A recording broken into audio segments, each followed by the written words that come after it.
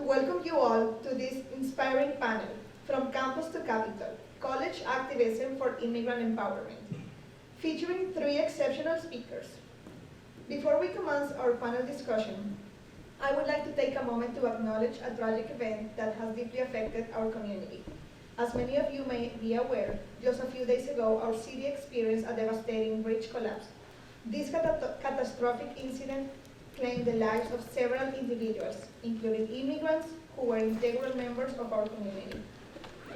Tonight, as we engage in dialogue about immigration empowerment, let us also remember the immigrant victims of the bridge collapse and their contributions to our society.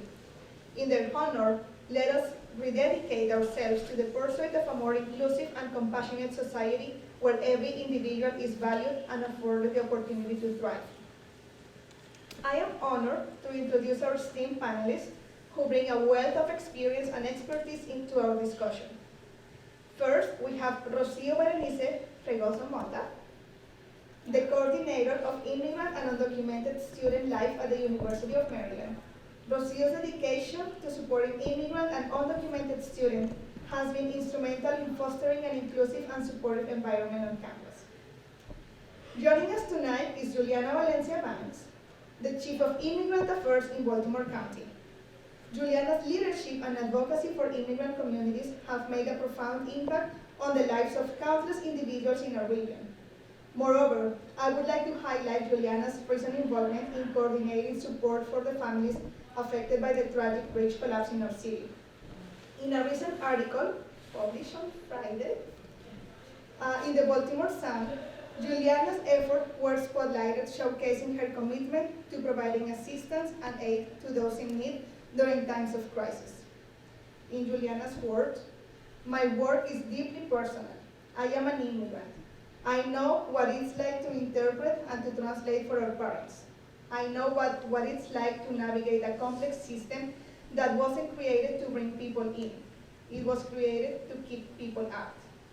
Valencia said, "It's not work for me, it's my life." Lastly, we have Helany Sinkler, Chair of the New Americans Task Force, whose tireless efforts have been pivotal in advancing the rights and well-being of immigrant populations across our city. Their presence here tonight reflects their unwavering commitment to immigrant empowerment and social justice. We are fortunate to have such esteemed individuals joining us in this important conversation. Thank you. The panelists have been provided with some questions that guided us during these conversations. At the end of discussions, we will have an open floor for Q&A. Today, as a moderator, we have Julian Gonzalez, our GA. Thank you for being here.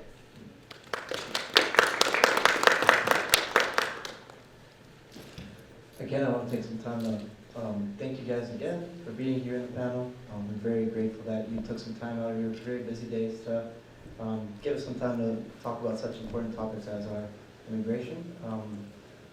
So, having said that, I want to get us started. The first question that I have, and if we could start on one side of the table and work our way to the other side, that way we're giving everybody a chance to speak. The first question that I have for you today is, what inspired you to become involved in immigration activism?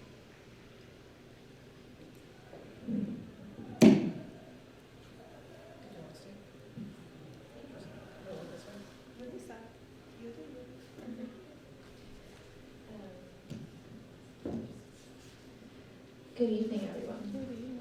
I really appreciated that our question started to talk about our personal story, because I think oftentimes, as mentioned earlier, a lot of this work is personal to us, which is why we show up for this type of profession that we do.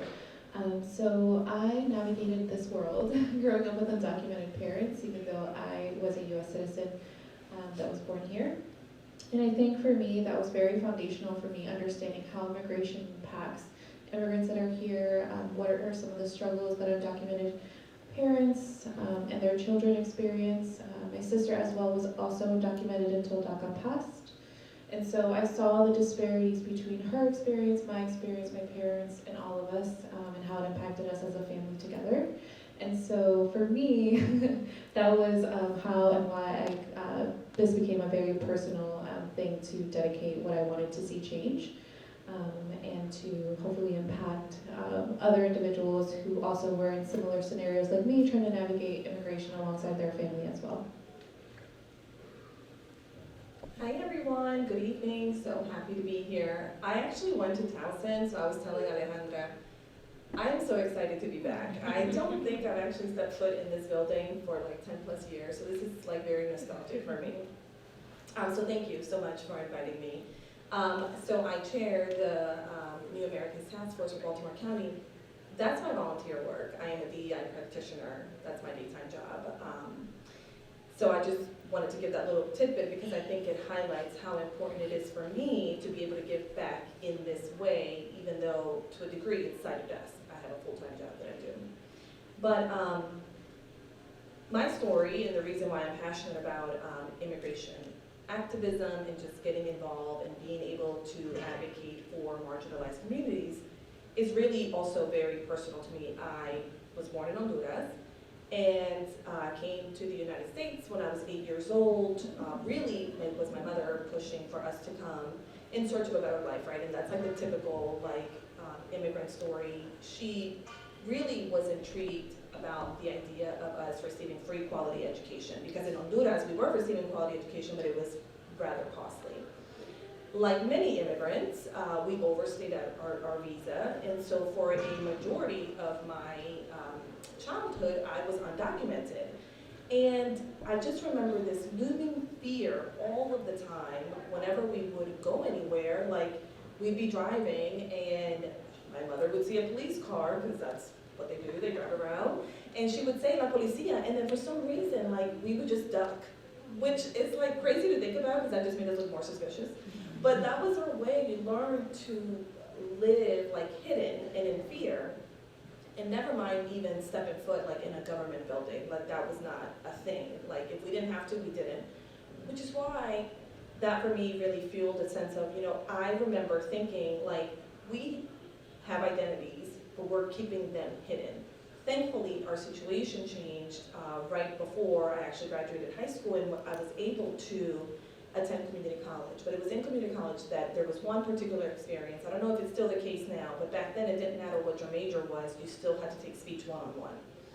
And I remember my professor at CCBC Kingsville saying, "We need you to prepare a speech, do the research, prepare a speech that is convincing and compelling." And I knew that I could do it, that I could deliver it, but I wanted to do it on a topic that was meaningful to me. And I decided to advocate through this speech for in-state tuition for undocumented, because quite honestly, that would have been my reality. I would have had to pay out-of-state tuition if it wasn't for me and my legal status changing. And that particular moment when I delivered the speech caused like a stir in my class, because many of the students, it wasn't even a thing for them. Like they just didn't even think about that. And that is what like sparked it in me, where I'm like, for an advocate to be successful, you have to educate people, and then you have to build allyship. That I can just remember thinking, that is for me why I am so passionate about this work, because we need allies and we need to educate the community for change.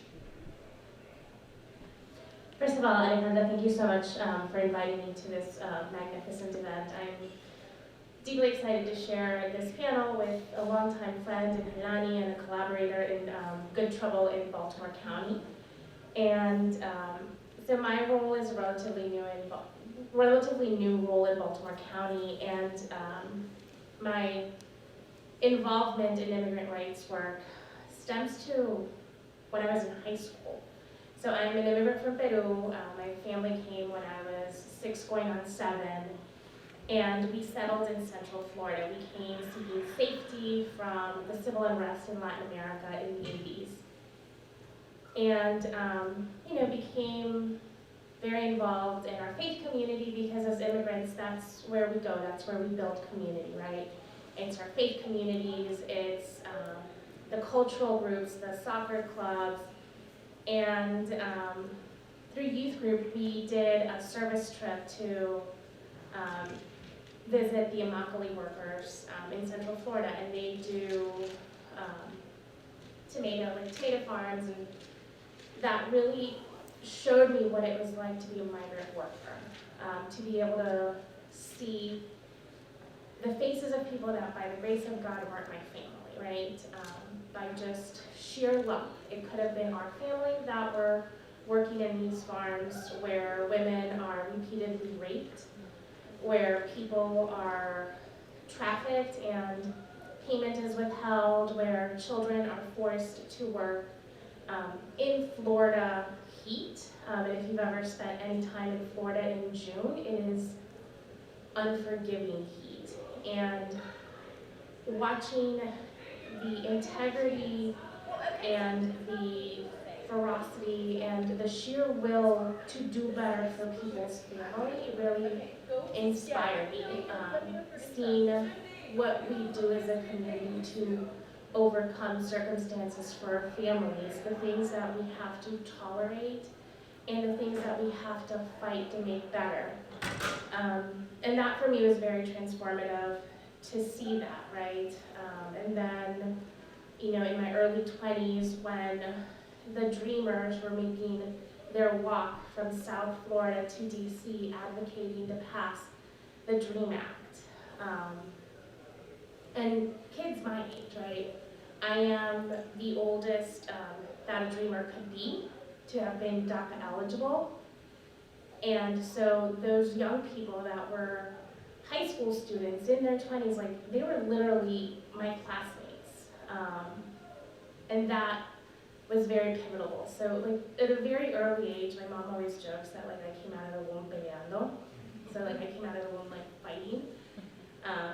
And it's a running joke in our family, but to me, like, I'm okay with that. If that's what I'm going to be known as, is the person that's constantly fighting for something that's unjust, then I'm fine. Because that's what we have to do to make the world a better place, to make things more fair and equitable for everyone, is we constantly have to fight.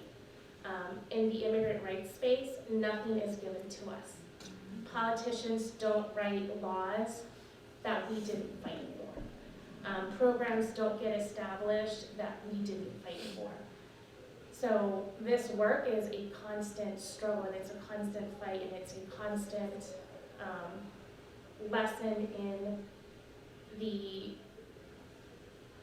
strength of the immigrant community, really. So, thank you. Thank you all for those incredibly personal and first-hand experiences that kind of linked you to this field. Kind of going along the same vein, the second question, what was a pivotal moment in your personal experience that shaped both your approach to advocating for immigration empowerment and fueled your commitment to this cause? I'm happy to start, if that's okay. So when I saw this question, I loved it. I am so happy that it's a question that's being posed, particularly because of the student audience. I mentioned I started at community college before transferring to Towson.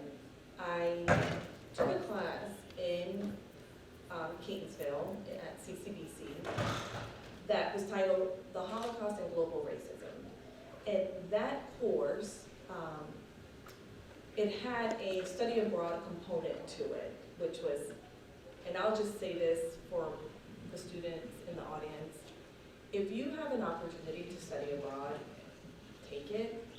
And I realized that even just saying that, or even being able to study abroad, has a lot of privilege, so I'm owning my privilege in this situation. But I really do believe that there is just something truly special about studying abroad, because it teaches you to just think outside of your immediate bubble, and it shows you how special and unique other cultures are.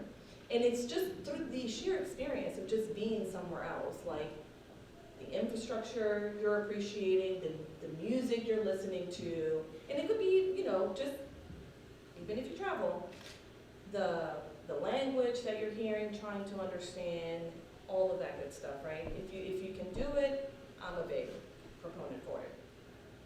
But this course, so there was a significant amount of like coursework that we had to complete before we could even go to Poland and Germany, and we visited both countries. You do all of the coursework, seeing the reality of what happened, which is part of our human history, and it's an important part of our history. But what it really taught me is the dangers that biases, stereotypes, discrimination can happen when we do all of that to people or groups of people, and how fragile societies and then institutions that are designed to protect people can be when all of those things, bias, discrimination, stereotypes, go unchecked. So that, for me, was like a very pivotal moment of how to, one, know our history so we don't repeat it, but also the importance of fighting the good fight, even when it doesn't impact you like at its core. And then I'll just, at this part, my approach changed, because at first it was like, I'm strong, I need to fight, I'm delivering speeches in Speech 101, I'm thinking I'm doing something. But it really changed for me just the importance of like forming a community of change makers. That the concept of like, I feel like individually I'm strong, together we're stronger. That is so true to this day for me, and just learning that then and now applying it even through the work that Giuliana and I are doing with Baltimore County and the New Americans Task Force. You can't do this work alone. There's so many challenges, and just being able to create a welcoming space for immigrants is complex. And what does that mean? Like, we're welcoming, maybe at the college campus level, but eventually you all will graduate, hopefully, and then you'll go and enter the workforce. So now we need to create welcoming spaces in the workforce. I work for corporate, and I'm working towards that every day. So it changed my approach, and just that we need to form a community, but that specific experience of studying abroad and studying the Holocaust was really pivotal for me.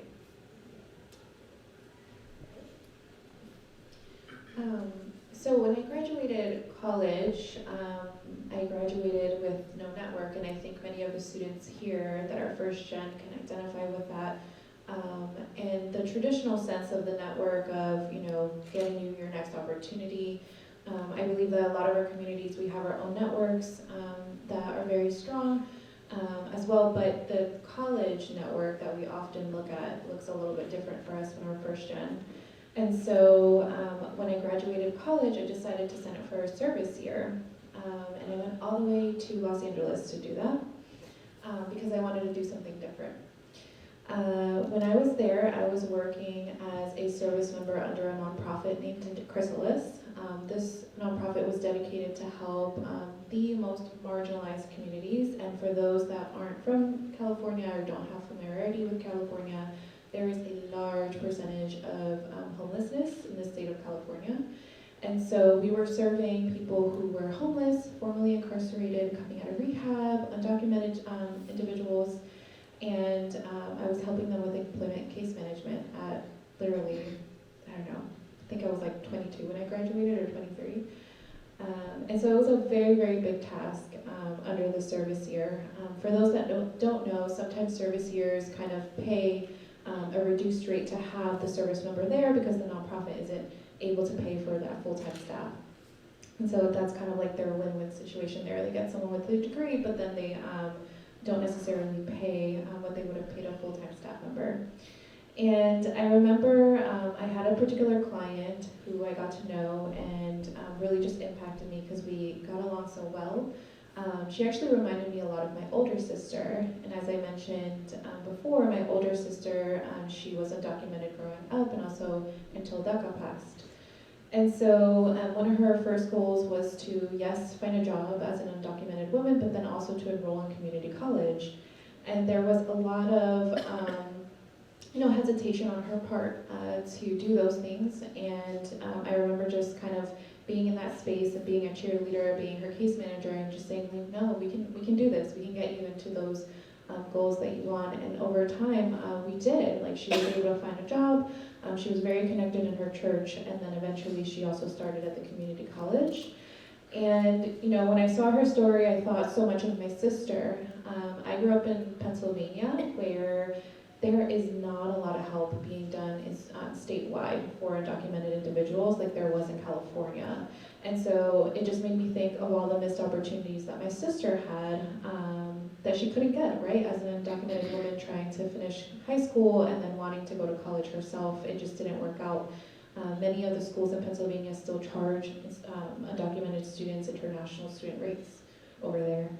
And so it was in that pivotal moment that I said, I want to work with students like that. I want to work with students getting them into college that are undocumented. I want to work with students that would have been like my sister, and then also work with first-gen students that would have been like me, that were trying to navigate going through college, often with just different networks. Again, I think our family networks are great, but the networks sometimes that college requires are just different, and they're not necessarily one is better than the other, they're just different. And so I think for me that was the pivotal moment of having that client, realizing, okay, I don't necessarily love social work. What I love is getting people into college. What I love is helping some of the groups that maybe aren't able to get into college to actually be able to be there and have support systems there as well. So for me, a pivotal moment was the day that I got my naturalization, the day I signed my certificate. So my family applied for asylum. After many years, it was granted, and then my mom didn't apply for us to adjust to get a green card until my sister and I were older, because she wanted my sister and I to understand the commitment that you make when you pledge allegiance to a different country than your own. And so she submitted the paperwork when we were teenagers, and the day we go, and this is how old I am, it was INS, not USCIS, and the officer comes in and tells my sister's 2 years older than me, that because 2 weeks earlier she had turned 18, that she would have to go and apply for citizenship on her own. We were green card holders at this time, so we were undocumented. We had our green cards. And I remember when being 16, and this is not a surprise to Helany or Alejandra who know me, I was like, I don't want this. If my sister can't have this, then I don't want this. And my mom being mortified and being like, te voy a dar una chancleta, right? Calm down, sign it, like, we'll work this out. And that was a very traumatic experience, to see things taken away by technicality, right?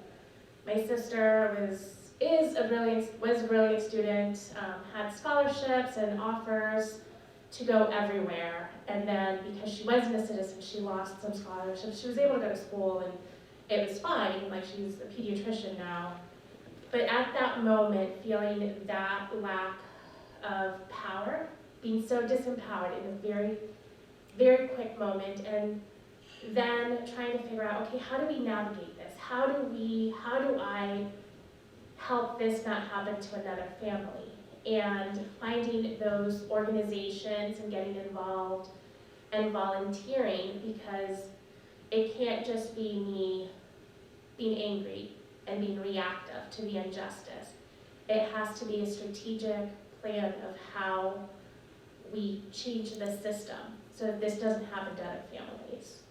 And that for me was the realization of, it's not just my family, it's countless families that go through even more traumatic experiences than this, right? A year later, my sister, had her citizenship, but it was an entire process that she didn't have to go through over a technicality. And getting connected to organizations that were advocating for the DREAM Act, that were advocating for reform, that through the tragedy of 9/11, we're continuing to fight for immigrants when it became really challenging to fight for immigrants after 9/11, and being in that lucha for a very long time, being very engaged and being very active. I can't count the number of demonstrations that I've been to. I can't count the number of times that I've spoken at rallies, the number of times that I've been arrested for civil disobedience, because it's how we start making that change and being able to advocate in a way that is effective and that builds that network and that support system, because sometimes it can be very lonely, right? If you're one of two Latina students in a class, if you're one of two Latinas in a business meeting, if you're the only director in an organization full of older white men, it's that support and how we work together to advance issues. Thank you. Yeah, thank you very much for those personal experiences. They've really, very clear to see how they've informed your commitment to fighting for undocumented and immigrant communities. So thank you for that. Moving on to our third question. What are some of the biggest challenges immigrant communities face in accessing resources and support? And how can college students effectively leverage their platforms to address and support immigrant empowerment efforts? There are so many challenges. We probably should have coordinated our responses because we probably all have like the same ones. I'll name a few just to give you all an opportunity. But I would say the one that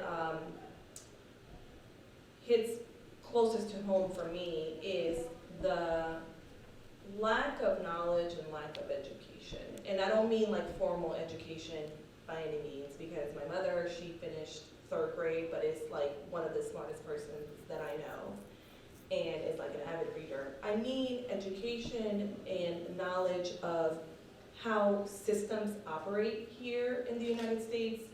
And it could be like just very simplistic, filling out a FAFSA, going to get a driver's license, understanding that you need an appointment, you can't just show up. Like, I remember we were being enrolled in school, and it's me and my 2 older sisters, and we had no appointment, and the school was like, wait a minute, like, I don't know that we can enroll 3 people without an appointment, that kind of thing. Just lack of like understanding of how things work, and going hand in hand, the language barrier, right? Because now you're there and you're trying to communicate as best as you can, but you don't really understand what's being said to you, and trying to navigate those spaces.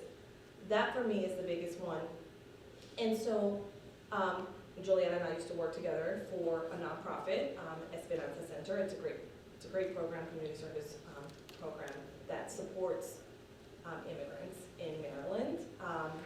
But we used to always say to those that we served at Esperanza Center, you need to educate the community. And so you all being students, you're getting access to information quicker, more information than probably your families can get information, right? We have the resources, we know the Googles, we know all of that good stuff.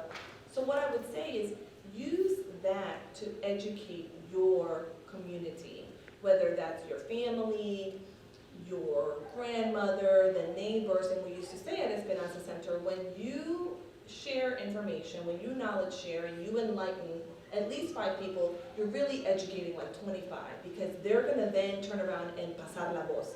They're all gonna be like, oh, let me just tell you what I learned from my daughter, and my mom is like notorious for that. I'll tell her like, hey, by the way, this bill is up, and this is what it means for you, and this is what it means for so-and-so and so-and-so, and then she'll educate. So as students, like, you are constantly receiving information. You are a recipient, you're open to that, you're in that space. Knowing that lack of knowledge, lack of accessible information in their native tongue is a barrier. Use that to educate so that we can, together as a community, move forward. So I had to scratch off things because Helany stole my ideas. But these are very common in our community. So thinking about immigration legal barriers, right? For some people, their status, whether it's because they're undocumented or they're in the process of adjusting, or they're DACA holders, or they're seeking asylum, these barriers can make a reality even more challenging, right? Because it'll block access to certain things, right? Certain benefits. It's a system that Helany and I worked in it for years. And I still am confused by it. I have a lot of immigration attorney friends that say immigration law is similar to tax law, in that for every rule there is an exception, and for that exception there is another rule and another exception. And how do you keep all of that straight? And how do you afford to pay for immigration legal services? The nonprofits that provide immigration legal services are overrun. They are underfunded, and there is more need than capacity at the nonprofits. So then you go to the private bar, and the private bar is a business. And so you can't ask somebody that pays their mortgage from this business to constantly take low bono cases or free cases, right? So then our community turns to the notarios, the public notaries that paid $25 to the jurisdiction of choice to be able to verify that the person signing a document is the person that signed it by verifying photo ID. These people then use that seal to act as immigration attorneys or immigration representatives or tax preparers or travel agents or business consultants, and at the end of the day, they are one, committing the unlawful practice of law, two, are generally more often than not harming that community member because they may not be filling out the forms correctly, they may be literally downloading an old asylum copy and whiting out information and putting that person's name. So immigration legal services and legal status, immigration status are huge barriers for our community. Financial barriers, right? Limited resources. Immigrants don't immediately have, generally speaking, don't immediately have generational wealth, right? So immigrant students are often trying to figure out how we pay for college, and then first generation immigrant children are having to navigate a space that their parents may not be aware of and may not have the financial means to do it, right? So it becomes limited financial resources puts a strain on the community, and it's challenging. It's not because we're not a community that works hard. You know, many of us have worked 2 to 3 different jobs at the same time, and our parents have done the same thing and continue to do the same thing. But financial barriers are, you know, a huge challenge for our community. For college students, it's the advocacy and the activism, right? You're in a place where you are here to learn.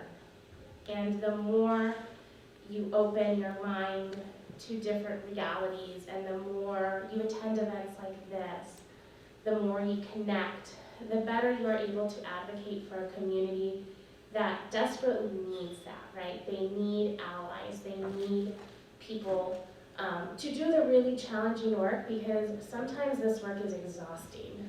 And so sometimes we need our allies to help us and to uplift the work. So it's not just, it's very easy for me as an immigrant to advocate for immigrants, but sometimes I need the US born person to do the advocacy too, because it sounds different, it feels differently, and it lands differently when it's coming from somebody that can say, you know, my parents have been, you know, my family has been here for 200 years. Well, congratulations, you got off a boat, you didn't have lice, your family member didn't have lice, and they weren't a known polygamist or communist or habitual drunkard. That's what it took to be able to come into the country 200 years ago. And so now it's a very different reality, and so it's learning and connecting and being fearless in when and how you use your voice, because it is how we start making those changes. Yes, I feel like we definitely should have coordinated answers. But I kind of took this question a little bit more so from the lens of what are some of the challenges that the immigrant student community faces when in the college setting. So I think there's definitely colleges that have gone to a place where they recognize that immigrant students need their own office, need their own dedicated staff.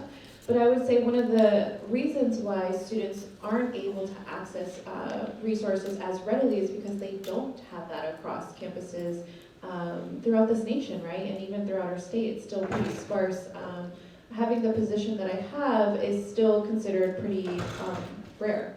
And so if we can create more resourcing for positions to be dedicated just to the immigrant population, I think that would be a big win for all of us, right? Because oftentimes there is, a temptation to lump it in with Latinx students, but immigrant students come from all backgrounds, so it really should just be immigrant in general. So I think oftentimes, we have to start building that out so that students can know that they have a dedicated staff and team in order to be able to give them the resources so that they aren't struggling, right? And so I think access to information, access to staff is one of the things that immigrant students often face when they are trying to enter higher education. So they're trying to figure out who's the person I can go to ask, right, this question. As far as being able to lean into their platforms and leveraging that, I think that there's so much validation in our ways of knowing, and we said it kind of a little bit earlier, but validation in our collective agency, and I think oftentimes that's one of the things that institutionalized racism tries to take away from us, is they try to make us feel like we don't have power, or that we're not able to come together and bring up this issue to this admin.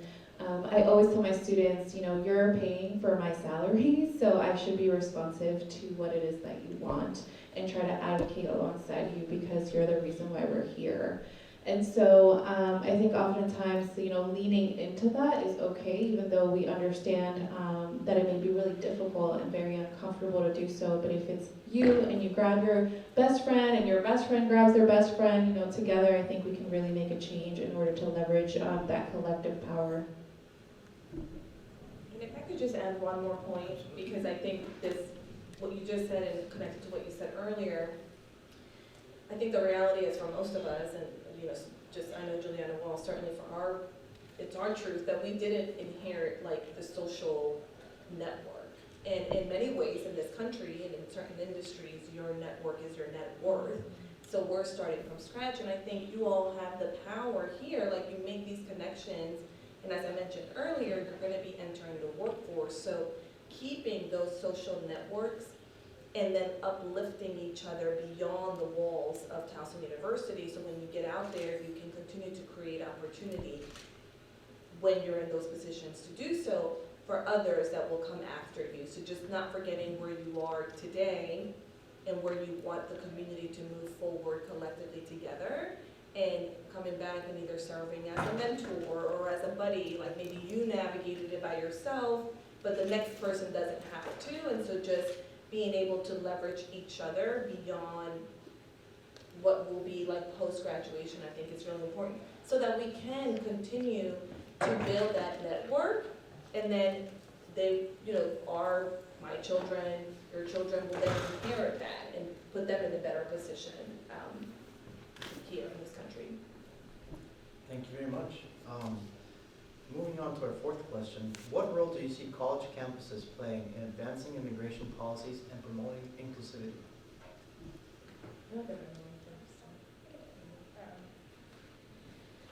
So this isn't the fun, active part, right? This might be more research and policy analysis is really important.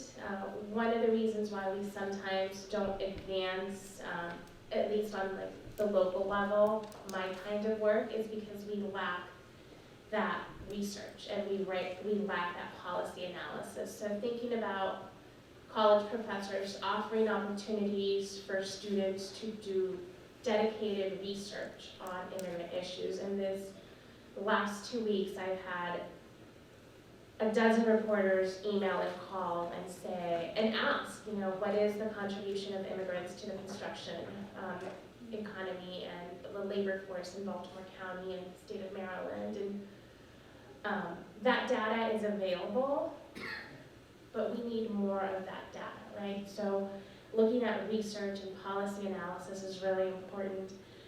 Advocacy and activism, right? Being aware of what's going on at a local level and a state level and at a federal level is really important. Be informed, stay informed. That way nobody can lie to you and misrepresent truths to you, right? The more factual news you consume, the better you're able to advocate for your community, because change starts here, right? Who sits as the president of your neighborhood association is going to determine whether the neighborhood association is going to build a new park or is going to get a speed hump.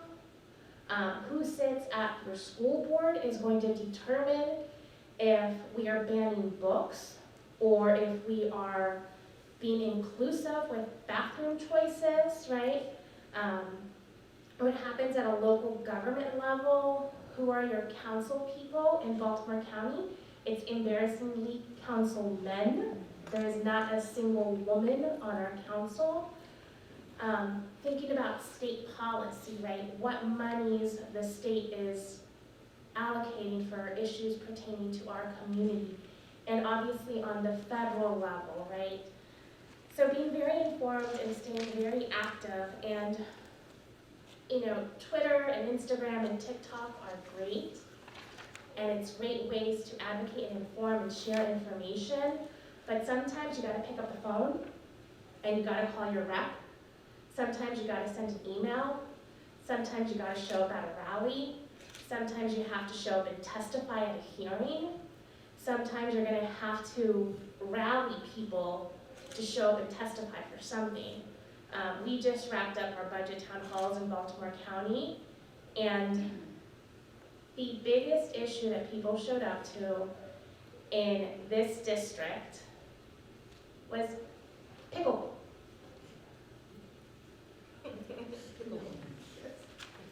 I am fighting for a budget for language access. I am fighting for support for immigrants. I am fighting for economic development and support for immigrant-owned businesses. And people have the privilege and the luxury to come and fight about the fact that they want more pickleball courts. And no disrespect to the pickleball community. Great sport. My niece and nephew are like fanatics. But those folks organized and rallied, and literally it was standing room only with pickleball paddles. We need to do that. Our community needs to do that. You as students need to do that. So it is the showing up and doing the really hard work. It's the education, like forums like this. Towson is one of the sponsors of the Baltimore Immigration Summit. There are workshops and there are collaboratives, and being partners in all of that, bringing that to campus so kids, students aren't having to go 45 minutes out of the way. Supporting those initiatives and those programs are really important, because that's what college campuses are here for, right? It is to inform, it is to shape the future, it is to bring innovative and strategic plans and ideas. And so as college students, as college professors, you have a huge obligation to make people engaged citizens. And I don't mean citizens of this country, I mean people of this world. We have an obligation to do that for young people on college campuses across the world.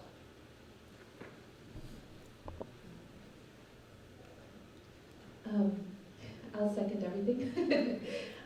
But really though, I first just want to say, everyone here is hoping to graduate one day, right, with an education, their bachelor's degree. And that is an immense privilege that we all, hope to attain one day once we get to that educational level for ourselves. And so utilizing that privilege in whatever rooms you're going to be in, like the local levels, a lot of people listen to that, sometimes even more so than they listen to our parents, right, who are oftentimes their voice is probably more important in those rooms, but then they'll look to the person that has the bachelor's degree, that has graduated, that has X job, is making X income, in order to kind of like validate their ways of knowing over someone else. I always think about one of the ways in my work is how do I program for the most recently arrived person to this country? I think that's one of the things to kind of take away is always think about that person that has to come more recently, because it's very tempting to say, oh, well, I only want to advocate for X population within the immigrant community.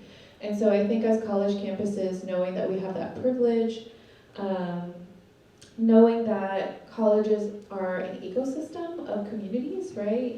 If your college isn't actively giving back to literally 2, 3, 4, 5 roads away, then really questioning that. How do the people near us in the public high schools access the information of Towson? Are they here? Do they feel like this is a place that they can enter? Because that's really important when we see college as not just a separate entity, it's part of that ecosystem, and so that helps us reframe when we're thinking about the things that we want to care for and the people that we want to care for. Many of you may or may not be from the state of Maryland, so thinking about how you channel that if you go back to your home state, as well as a college student. I think that a way to be more responsive on college campuses and creating inclusivities definitely is around also the policy changing.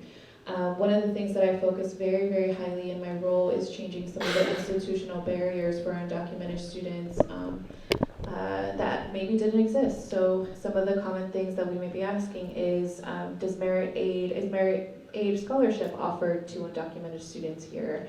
Is need-based aid offered to undocumented students? And when I say undocumented students, I refer to Maryland Dream Act students, which often are the students to help a little, the state is able to help a little bit more easily due to the current legislation. Right now, there's a lot of activism on updating the Maryland Dream Act so that it could only be 1 year of being in this country, 1 year of taxes in the state of Maryland for that person to be able to be eligible for in-state tuition. So you have to think about, there's definitely immigrants that are here that are not able to even access the college campuses, are not even able to access the in-state tuition because of the current policies that exist. And it's only until we activate at the local level, do the testimonies, hold the rallies, that we pressure these lawmakers in order to change those policies so that we can be more inclusive of the most recently arrived immigrant. And I think all of our voices matter in that sense because we do hold a lot of privilege in the education that we're able to have. It was mentioned a little bit earlier, but language, right? Like, we're able to communicate probably more easily than the most recently arrived immigrant in America, right? Because our English, through the education that we're getting here in college, is probably going to be able to talk to lawmakers a little bit more readily. And so I think, assessing our privilege, assessing our institutional policies, and really coming together to activate that lifelong civic engagement is really important. And knowing that, just because we do have some privilege, that we can't forget that we need to activate that wholeheartedly to make change for one another. And the only thing that I would add for this particular question is, in terms of creating a more inclusive college campus, I think representation is huge, because typically we need individuals, decision makers in rooms that can relate to our experience. And as a student, I know for me, and even as a professional, it makes a difference when I walk into a room and I can see some familiarity with the individuals that are in there. So I think, one, just representation, and I realize to students, this is beyond, like, you're not in a position to make those hiring decisions, or maybe this is for the ones that are in the audience. I think that's really important, and it's just a different experience when I can see myself in you. So I think representation matters for sure. And then in terms of creating a welcoming space, like, you're already doing it, and I've already, just being a Towson alum, can see the difference from when I was here and graduated in 2007 to where we are in 2024. Like, you have Alejandra, you have a coordinator, you have an office. That all, just makes a big difference in the experience as an immigrant student. That in and of itself is creating a welcoming space. It's creating safe spaces for individuals. But in addition to that, but in addition to that, what I would say is, because we're stressing civic engagement, I think one of the things that Esperanza Center did when we were both working there there was a particular time where like DACA, like the first time that DACA was at jeopardy, and they were, I don't know if you remember this, but they were like announcing what the changes were, and I remember our director at that time bringing all of the staff together and hosting a watch party. Not because we were celebrating, because it wasn't a good thing, but because we needed to, one, be together during this very like unfortunate reality, what was at stake with DACA at that time.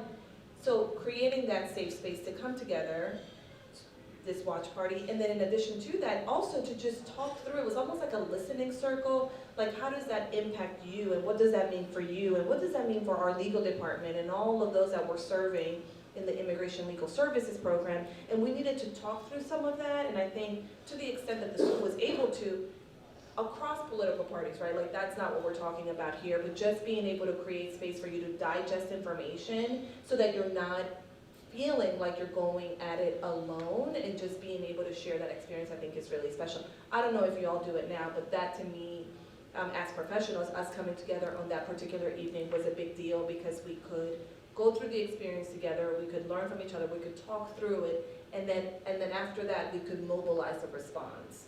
So, and things are always, I feel like, changing, and there's always a policy that's happening at the local level, at the state level, so to the extent that you're able to do that safely. And then in those workshops, particularly like if you know that there are undocumented students, you know, just making sure that you're keeping those students' information private. Like if they attended a particular circle, you wouldn't take attendance and make that known. That's not necessary, that's not the intention of it, just because you want to preserve that safe space. Thank you very much. Yeah, I really appreciate you shedding some light in some ways that college campuses play a role. The next question is in a similar vein.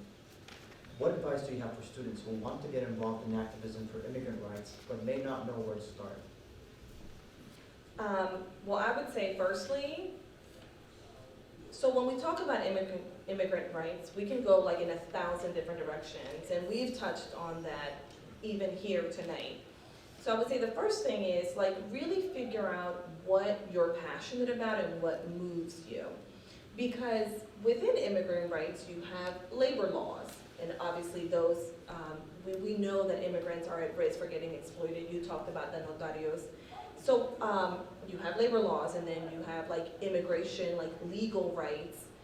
So I would just say like first figure out like what is it that really just shakes you to your core, and then become like really good at that thing by researching, reading, staying up on current trends, reading the news, listening to what's happening on all the different sides so that you can become like an SME in that particular area, and then be someone that individuals can go to for information, or you're now a resource and you can educate others.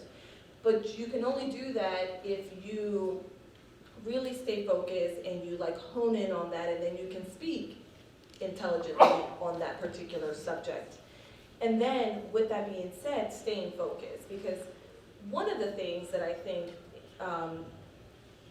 people that are opposed to like immigrants being in this country, they try to throw a bunch of different things at us, right? And so now we're talking about this and that, and to me it's just a way to like basically like take attention away, and that's not what we need. So making sure that you stay really focused on the thing that you're really passionate about so that you can move the work forward, I think it's really important. And then as a student, don't underestimate your power in volunteering, in even through an internship. You talked about in Miami, like going to protests and fighting the good fight. I think being able to like hone in on your power even as a student, because you have a lot, I think is really important. And I know people often say, I don't know if you all have ever heard this, but the whole like learn, earn, and serve. Like you learn first, and then you earn the money, and then you serve. I did mine backwards. I learned, I served by working for a nonprofit, and then I guess you could say I'm earning. It doesn't have to be in that order, and they're not mutually exclusive. So like you definitely have power in just serving time as a volunteer, figuring out which organization, the thing that you're really passionate about, figure out which organization is doing it in your community and giving back in that way.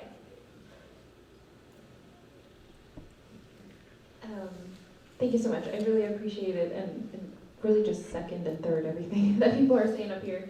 I think that when it comes to someone that is interested in joining, I think that's really true. Like there's so many subsects of the immigration field, and I think it's figuring out which one it is that you want to focus in on. I think one of those things for me also kind of brings forth like where do you want to see your most impacted change, and also who are the groups within the immigration space that may not have the ability to mobilize because of their status or because of their ability or because of because of their color of their skin. Oftentimes in the immigration space we talk about crimmigration, which is the intersection of being Black and also undocumented. And for those that don't know, Black and undocumented immigrants are deported at a much higher rate than any other immigrant group because they're racialized more in this country, right? So they're more likely to be pulled over by the police. And so figuring out, if we want to create an equitable society, who are the groups that we also need to continue advocating for? And then knowing that, like, giving that space and not talking over folks and allowing to build with one another, because solidarity is so key when we're thinking about immigration reform. As it was mentioned earlier, there's a lot of different things that divide us, and so trying to find that baseline commonality so that we can actually move that movement forward, whether it is for those labor rights, whether it is for undocumented individuals in the immigration space, whether it is for tuition equity or whatever it may be, that we really, really have to think about the groups that really need it the most and the ways that we're going to be able to build solidarity across all lines. So ditto, and ditto. Be informed, right? You have an opportunity to learn. There are so many different issues, and the intersectionality of different issues are very key, right? So do your research. Find what drives you. Find the thing that you are passionate about and focus on that. Because there are so many different areas where you could want to help in, and then we burn out because we are only human beings and there are only 24 hours in a day, and we have to sleep and eat, and we have to work, and we have to go to school. So find those things that drive you and focus on that, and learn and research and advocate and join. There's no reason to reinvent the wheel if there's already an organization that is doing something on a national level. Start a chapter at Towson.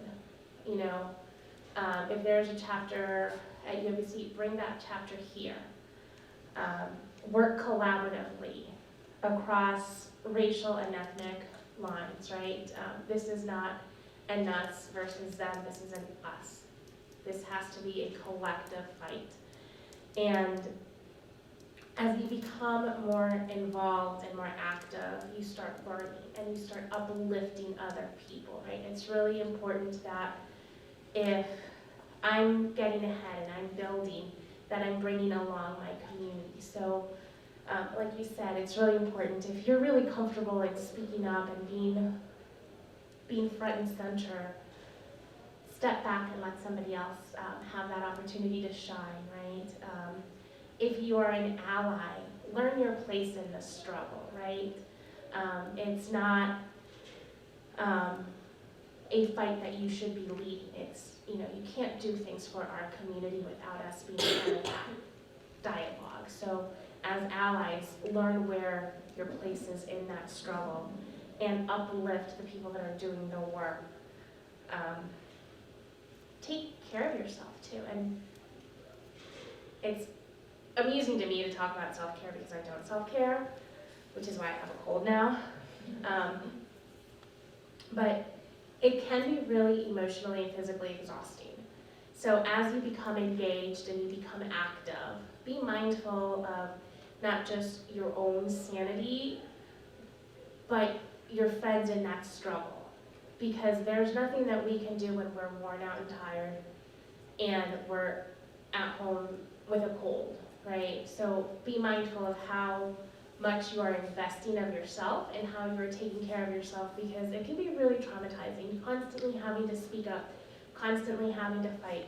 We re-trigger ourselves all the time as we're doing this struggle. So as we are becoming more involved and more active, we also have to be mindful of our own limitations because we are in a human body, and how we take care of each other and how we are uplifting each other.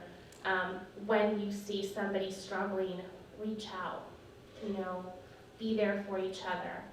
As student activists, we carry a lot of weight, right? We are students. We might be the first one in our family that's doing this college thing. We might have younger siblings that are looking up to us. All of our tias and tios are like, échale ganas, mija, super proud of us, but it's also that pressure. And then on top of it, we're becoming activists. We're becoming civically engaged, and sometimes you need a breather. So remember to breathe. Remember to give yourself grace, that you don't always have to be active. You don't always have to be leading the charge. Build those collaborative networks so that when you do need to take a minute and pause, there's someone else there to pick up that cross and to carry it with you. Thank you very much. Yeah, definitely great to hear how the role that community plays within both being and receiving as a member in a community, and how that plays into your role as college students when we get into activism. We have time for a couple questions from the audience, probably only two. So if anybody wants to ask something, I'm going to get you the mic.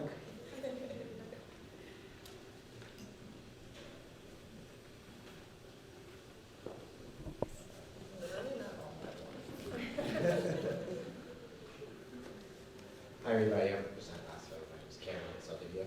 I relate to your story a lot, and also my grandfather, from Puerto Rico, and also the Dominican Republic. My mom, she has an interesting backstory with her dad. He was kind of taken away from the Dominican Republic, and she always felt like an outsider even inside the culture. And I also have a father who was born in the Bronx, New York, Spanish Harlem. So it's very different, especially for me, because I come from a side where I'm also not welcome. Even in schools, I wasn't welcome as well. So how did you guys find your place in the community if you weren't in something? It may not have to be Latino specific, mind you, because I identify as Black as well. So just from that question, how did you guys? Yeah, that's a great question. I actually, I do this presentation on like overcoming stereotypes, because I think what happens sometimes in our community, and I can speak just specifically about the Latinx community, sometimes we do it to our own in that we hold community members to certain stereotypes, like you're Latina if you speak Spanish, and then if you don't speak Spanish, are you really a Latina? Latino, Latina, however you identify. And like, if you don't look Latina enough, then what does that even mean, right? So I think for me, having all of that, and having all of that be real in what I'm teaching to my kids who have multiple facets of their identity, is that we need to just, the way in my mind that we break through those stereotypes is by educating. And so, and this is what I say in my presentation, not knowing Spanish is not a prerequisite for being Latino, which means you can speak it or not, doesn't make you any more or less. And looking a certain way is also, there's no prerequisite for do you look Latino enough or do you not look Latino enough. So for me, it got to the point where, and what I'm trying to teach my children is, we have to educate even our own community, because we do it to ourselves, on what it means and really owning the different parts of your identity, whatever that means for you. So if there is somebody in the room who identifies as Latina, even though they don't speak Spanish, owning that and then educating others. Like, I'm still very much a Latina even though I don't speak Spanish. That doesn't define who I am. yeah, that's what I would add.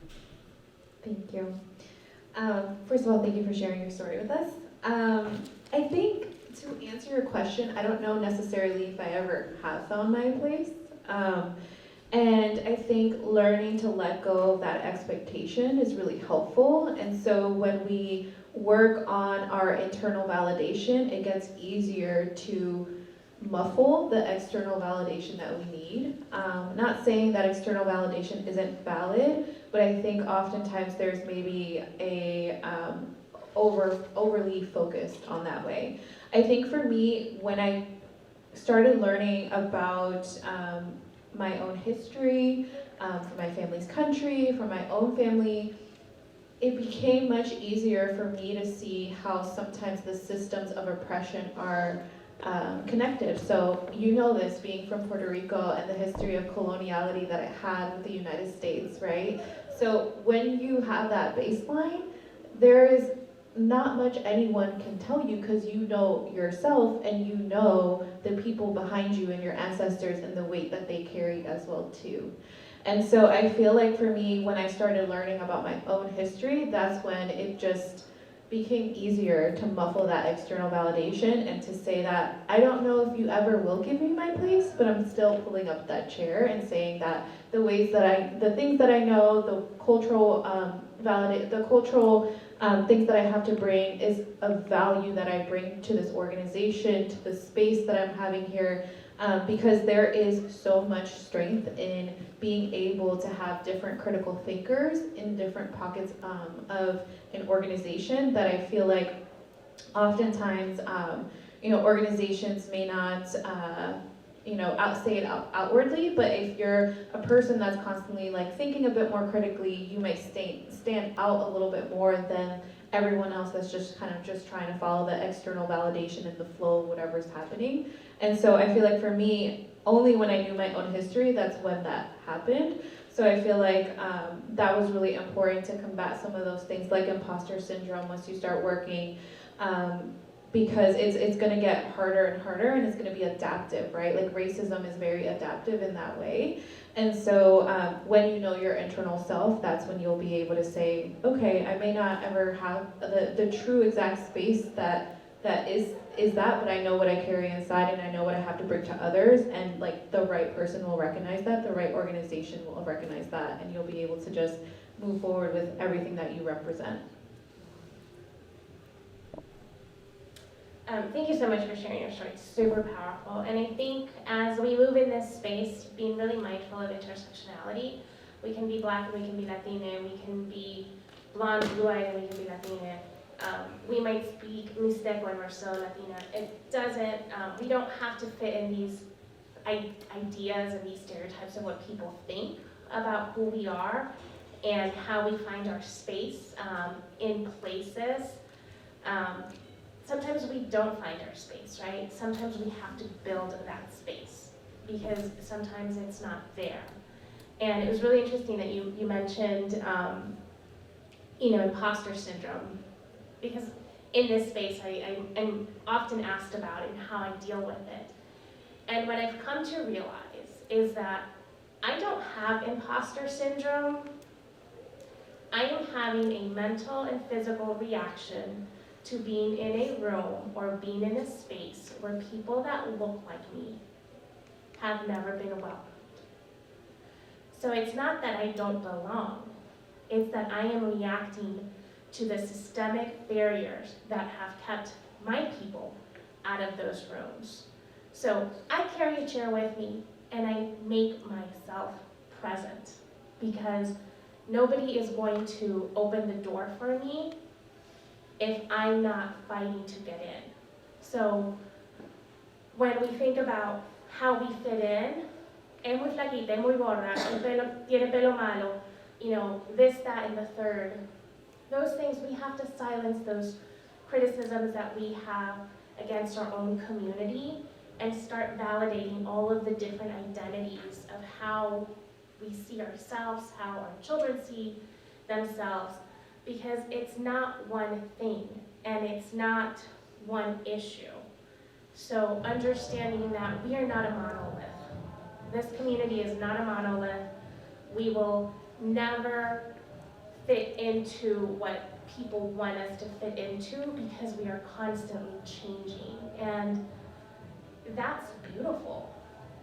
That's powerful. That's where we get our power. It's this mixture of histories and peoples and cultures.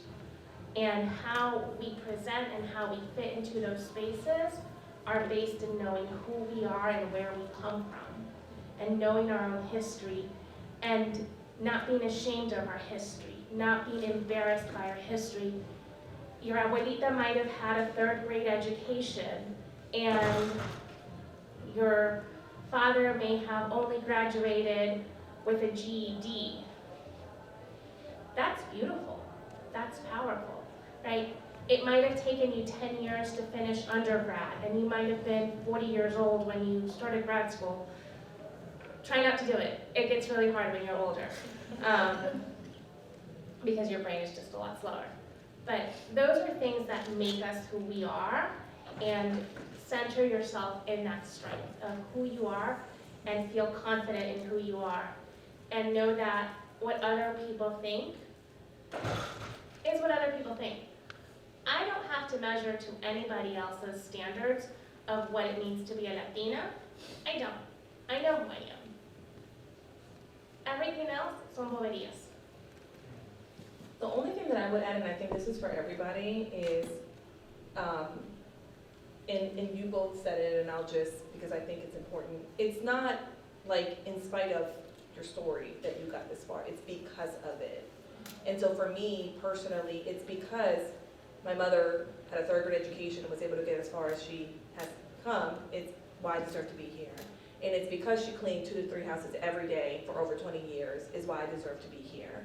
And it's because I was the first person in my family to graduate college is why I deserve to be here, not despite all of that. So there's strength in your story.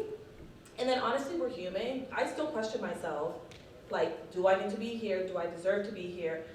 I offload all of that into people that are close to me who remind me of the value that I bring. And that for me would be like my husband and my sister and my cousin, and we talk, because you're vulnerable. You're gonna get those moments where like, gosh, like, do I really deserve to be here? Am I the right person to be in this room? And they remind me of my greatness. So it, you know, and that's for everybody. Like, we should all have that group of individuals that we can be vulnerable with, who then like remind us of who we are so that we can continue. I think the best way I ever heard it said was in a panel as well, and said, they said like the board of trustees of your life, right? So like who those people are that you can count on, that see you for who you are and what you bring. Awesome. No, thank you very much. You know, I actually wanted to say, like, thank you guys. I really appreciate it. I asked that question for a lot of people that kind of don't come to LASA, that also feel like we don't belong. And your words very resonated with me very much, and I think they would for everybody else to hear. Thank you. We have time for one more question.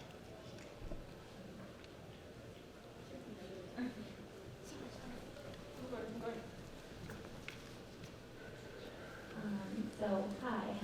Thank you so much for your work. It's really inspiring, at least to me. You all mentioned like some challenges that we as immigrants experience, like the lack of knowledge, education, the language barrier, status, and so on.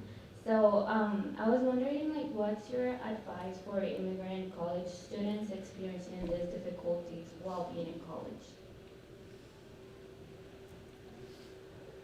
Don't be afraid to talk about it, and don't be afraid to ask for help. There are people, not enough people like Alejandra, like her office, that want to help.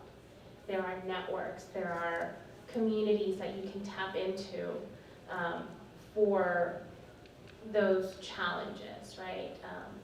Being able to find resources and address those needs is important, but then being able to share that with other people so that the next time there is somebody that has, you know, financial challenges or doesn't know how to fill out a FAFSA, that they're able to do that. Find those resources and share that knowledge, and remember that you are not alone in those struggles. That although sometimes it feels like we are alone and that nobody else understands us, across the hall there might be somebody that is feeling exactly the same way, and you just haven't made that connection yet. So, you know, we often, in this work, get drowned in a lot of the negative rhetoric. And in the last 2 weeks, I have been overwhelmed by the number of people that have wanted to help the heroes, the families of the heroes that died on the Francis Scott Key Bridge. Overwhelmed, like, can you all stop trying to help? Because it's so much. And so don't let that negative rhetoric keep you from actively finding solutions to the challenges. And know that you are not alone in it. That's what I would say, is that you might feel like you're the first person or you're alone, but you're absolutely not. Like, you're not alone. There are individuals that want to help, and we say this to the TU Alpha group, because they're, you know, many of them are like first generation college students. They're trying to figure it out. Then there's a whole community of like Alpha professionals. There's a student chapter, there's a professional chapter, who can help guide along the way. And so just for you, it might feel like you're the first and it might feel like you're alone, but there are a number of individuals who have been where you are, who are ready to help, and just being able to tap into that community. So you don't have to navigate it alone. There's no point in you navigating it alone if other people have already done it. It's just making sure to ask for help and to seek that community that can help you. I feel like I don't have much more to add. But I think for me is going to the staff, talking to the staff, figuring out, you know, what resources they can share for you that are on campus. I think oftentimes we tend to think that going to like therapy is only when we're in crisis, but oftentimes therapy can be used to help brainstorm our lives and just to like work with someone that's unbiased, that can help us just like talk regular stuff through and give us feedback, and just even create that space for us to like, I don't know how else to say it, but like desahogar, which basically means like to unload yourself from whatever you're going through. And so I really think in our community we just have to, you know, take that opportunity. I don't know what the resource is here, but in other institutions they may have counseling for like, I don't know, 16 free sessions, and then they'll refer you out or whatever it may be. And so if you have that opportunity here, get familiar with it, because it's something that you can use in different chapters of your lives. And then be able to talk to someone that isn't going to judge you. If they do judge you, then just fire them on the spot, right? And go to someone else. But isn't supposed to judge you, and you're going to be able to process things differently with someone there. Obviously, we have our families and our friends to lean on. But creating that extra space, I think, is really important. So I would definitely say all of this, and also just like in our community, using our mental health resources a lot more. And for some things, family is not the best. And I can tell you, when I was negotiating my salary, my mom was like, how dare you ask for more money? Like, just be grateful you have a job. And I'm like, no way. I have all, so then, you know, you gotta have a community of other individuals who have gone, because for her, everything that she's been through, that it didn't make sense. Like, I would be acting so ungrateful by just pushing back and being like, no, I want the job, but you need to pay me more. She couldn't understand me in that way. So then that's when you have like different individuals who can help navigate different points of what you're going through in life. We have time for one more question. Last question. Okay, hi, I'm Nicole. Nice to meet you guys. And thank you guys for everything that you guys have been saying. First of all, so I've also been interested in taking on public policy work as well as nonprofit work. However, I know that there's a great deal of burnout that we all kind of go through, as well as working with immigration law and immigration affairs. I've had my fair share of experience with that. It turned out to be really bad because of the immigration lawyer. Yeah. But I just wanted to ask, like, how have you guys dealt with that burnout? I know we kind of already touched on it, but that burnout, and also like that mentality of like, what am I doing this all for? When we keep seeing the news of like all these bad news, keep like being streamed on, like, what am I doing this all for? Like, we're all doing or something like that. I think that that's a really beautiful question because it really shows that you know this work already, right? Burnout is so real for all of our positions because our positions are up against a system that doesn't want us here. And I think that that's one of the things that was said earlier, but it's truly in every facet, whether you're working in institutions, whether you're working in corporate, whether you're working in local level policy work. Like, our positions are created against the grain, right? And so I think for me, I try to really hold on to the individual wins because I know that sometimes it is very hard to see the system for what it is. Being a part of immigration is a well-oiled machine, right? It's a machine that literally discounts our bodies in so many ways. And so knowing that that's something that is always operating in a different way, we're trying to either stop or slow it down. And so knowing our place in that, I think, is really important because this machine existed before all of us were even in this existence of life. And so knowing that those individual wins are really, really important while we are simultaneously trying to address the systemic root of the policies, of the laws, of the ways that people are impacted from a systemic point of view, helps a lot. And then if you end up going to this in your 9 to 5, I think as best as you can, leave it there after 5 o'clock because it's very tempting to take it home and to be overwhelmed, but that doesn't serve anyone, really. It only serves that well-oiled machine for you to be in that burnout and to not show up in the way that you need to the following day. And so I know it's really hard, and this work is definitely deep and personal, but knowing that it's okay to just separate so that I can show up the following day in a better way. Oh, I'm the least qualified to talk about that because I live burnout every single day. I had dinner with my mentor last night, and she said since 2016 we have been in crisis, and we have been responding to different crises. It was the election of that person, it was the center that we worked at, the building next door to it burned to the ground and we had to rebuild it, and then we had COVID, and now we have this election, and it's hard. Find a therapist. Go to your school clinic, find a therapist. If there aren't mental health resources, look for community resources, but also know that you can change career paths, right? And continue to serve the community. I went from doing direct services for immigrants to doing policy and procedure, right?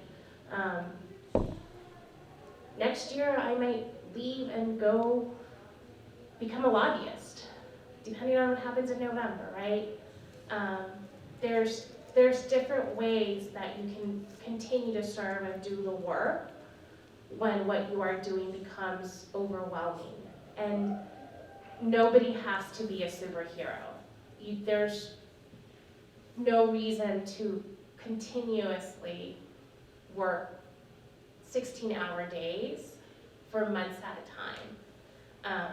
You have to be able to step back and take care of yourself physically. Because when you are not physically well or mentally well, the work is not going to get done as effectively. And I should heed my own advice at some point. But therapy is wonderful. I see my therapist once a week. Thursday at 7 o'clock, I have nothing that could take me from that appointment, short of it being one of my cats needing to go to the vet. Because that's how committed I am to that appointment, because that's how I'm able to show up and do this work. Because it does get exhausting every time you read the news and somebody says something that's, one, not true, right? Two, that's dehumanizing. And how do you combat that? And we're constantly, how do we combat this? And we're constantly reactive. So finding different ways to do the work sometimes is really important, right? Maybe it's not direct services, maybe it's policy. Maybe it's not policy, maybe it's direct services, right? Maybe it's grassroots. And being creative and strategic about how you do it, and learning that there is a time where you do have to separate from the work so that you can build a family, right? So that you can go on vacation, so that you can go get a pedicure and not have to stop because you have to respond to something. Having a good balance is really important, and learning that younger, it's one of the things I admire about this generation, is you all know that. My generation was told you work, work, work, work, work. As an immigrant, you work, work, work, work, work. You don't say, I need a day off, I need a sick day. You all are doing this phenomenally, and I hope when you get into the workplace, you continue to do that. And then the only thing I would add is remembering your why and why you do this work is really important, because it's going to be small wins, and celebrating the small wins are really important. I think there's a thing with like a particular bill has to go through like the legislative session like 4 or 5 times. So that's 4 or 5 years in the making before anything gets passed, and by both, you know, the House and the Senate. So I think, but every year you inch closer and closer, and you do sometimes have to compromise to get those small wins, but I think remembering like what your personal mission is, your why, and that's the whole advice earlier, figuring out what you're really passionate about, because that's really what's going to keep you there at the end of the day, and what's going to keep you fighting the good fight. But also you're typically in this work, you can't do it alone, and you're part of a community, so just making sure that you have a community that's built around that can support the work that you're doing to move it forward when you're not able to, I think is really important as well.